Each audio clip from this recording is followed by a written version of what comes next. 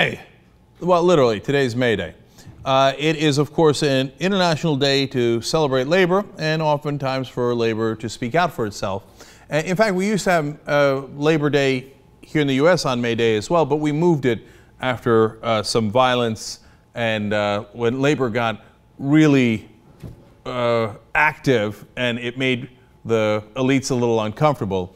And of course, when labor got really active and the unions were really powerful in this country, the Republicans are right. Terrible things happened, like we got weekends and a 40-hour work week, and children were not allowed to work anymore. No more child labor. Weekends. I mean, all you Republicans, you don't like weekends, right? Goddamn unions. Let's just take those weekends away, right? Now, you work 7 days a week. Oh, you do like your weekends. Interesting. Now, unfortunately, in this country, we've become very muted, and there aren't a lot of Labor Day protests, whether it's on May Day or when we celebrate it. But the rest of the world is still up and at 'em. Let me list you the countries in which there were protests and demonstrations to the tunes of hundreds of thousands of people. Bangladesh, Bulgaria, Turkey, Ivory Coast, France, Philippines, Belarus, Greece, Georgia, Germany, Serbia, Poland, Russia, Chile, Italy, Spain, South Korea, Sri Lanka, Ukraine, Belgium, and Hong Kong. So there's still a lot of parts of the world where they realize, hey, you know what? The employees should have rights as well. And you can see there, of course, some of the big protests. When you look at what's happening here in the U.S., apparently we're the ones who really should be protesting. And why is that? Take a look at CEO to worker pay for Fortune 500 companies from 1950 on. Now, of course, the CEO is going to get more than the average workers. Everybody knows that, right? And in 1950, it was a 20-to-1 ratio. And you can see at the bottom there, 2013 today, 204-to-1 ratio. That's a 1,000% increase. That's an open-handed slap, boy. And what did you do about it? Were there strikes? Were there mass protests? No, we just went along with it, right? And by the way, that's just for Fortune 500 companies. When you look at all CEOs, there's studies that show that it's actually 350-to-1, okay? Now, it gets worse. Now, between 1917 and 1981, we actually had a pretty good era of equality. Now, our wages went up about $26,000 overall on average during that time.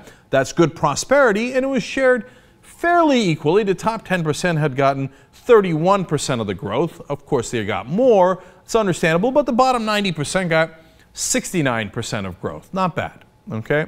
Now, someone would look at that and say that sounds inequitable, but wait till you see what's happened since 1981. Well, we had about $12,000 in income growth since then. So prosperity, good, trickle down, it worked. Except it didn't trickle down. Top 10% got 96% of the growth. The bottom 90% got only 4% of the growth in that time period.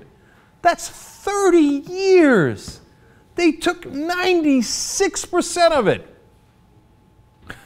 Whether it's our own Labor Day or it's May Day, we should be in the streets. We should have been in the streets this whole time. This system is rigged against you. They changed the rules so the money flows up, not down. The tax cuts for the rich aren't to help the poor or the middle class. They're to help the rich. How obvious is that? And the tax cuts to corporations and all the loopholes and all the money that they shelter offshore, that isn't to help you, it's to help them. And the proof is in the pudding. 96% of the help and the wage growth went to them, not to you. And by the way, in that time period, we have had Republican presidents like Ronald Reagan and George W. Bush, but we've also had Democratic presidents. But they all agree the rich and the corporations must get paid. Why? All of their campaigns are funded by the rich and corporations. And all of that wasn't enough. The global super rich, according to another study, took $21 to $32 trillion of money to offshore jurisdictions so they couldn't be taxed on it at all. They had the unmitigated gall in 2012 of running one of those guys for president for the Republican Party.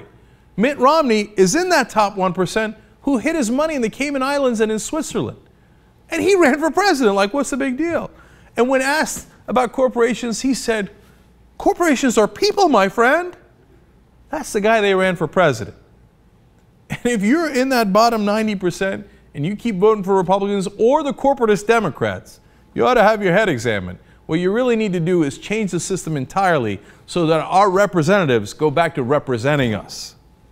So May Day is a good day to become a member of Wolfpack. Wolf-pack.com. Get a constitutional amendment. Remember, and look, one last thing on this that's really important. You always think, well, there was always money in politics. Politicians have always been corrupt. It's always been inequitable. No, no, no, no. Between 1917 and 1981, before the Supreme Court made their decisions allowing corporations to spend an unlimited amount of money in our politics, and those decisions were made in 1976 and 1978, well before Citizens United. And lo and behold, starting in 1978 and 1980, all the graphs change and all the money goes and all the productivity gains and the wage gains, etc., all start going towards the rich and corporations. Now, before that happened, 1917 to 1981, you shared in the prosperity. We had more prosperity. I know it was a longer period of time, but you shared in it. That's how a society is supposed to work. That's how a democracy is supposed to work. We can regain that. We need one simple amendment. Corporations are not people. They do not have inalienable rights. And we need to publicly finance our elections so that the politicians don't get their paychecks from donors and lobbyists, and hence don't work for donors and lobbyists. They work for us. Wolf-pack.com. Become a member today.